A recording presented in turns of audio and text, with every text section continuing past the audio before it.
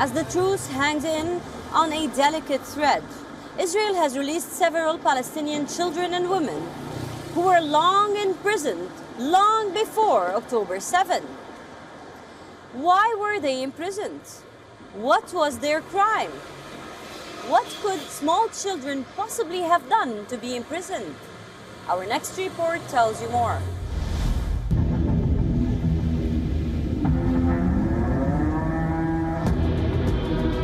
The Israel-Hamas war saw a week-long truce.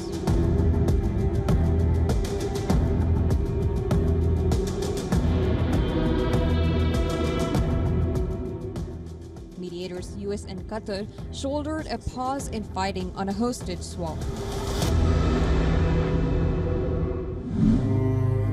And after 6 weeks of explosions and destruction, a momentary silence dawned upon Gaza.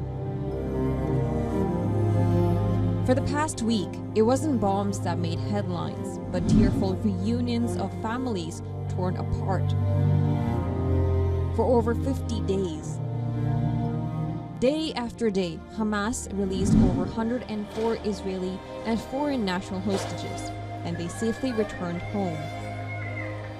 We are very happy to see her, and we are very moved from the strength she's showing and from the way she survived this hell. And looking at her in her age, in her medical condition, being so strong, it gives a lot of hope, and it gives a lot of power to continue this fight for everyone else. I'm so proud to be your granddaughter. These celebrations were not one-sided. The hostage deal also called for Israel to release Palestinian prisoners who have been detained long before October 7. For scores of Palestinian women and children, a long ordeal came to an end. On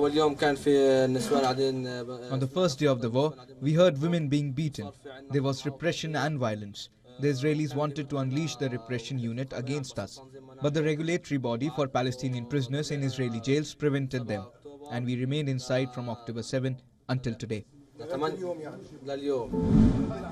This is 14-year-old Palestinian Ahmed Salaima.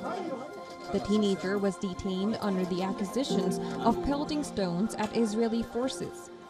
But Salaima isn't the only one who languished in Israeli prison. Over the years, Israeli military has arrested thousands of Palestinians, many of them women and minors.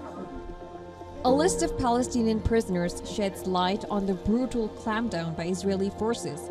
Of the 300 listed for release, 124 are minors, which means they are children below 18 years old.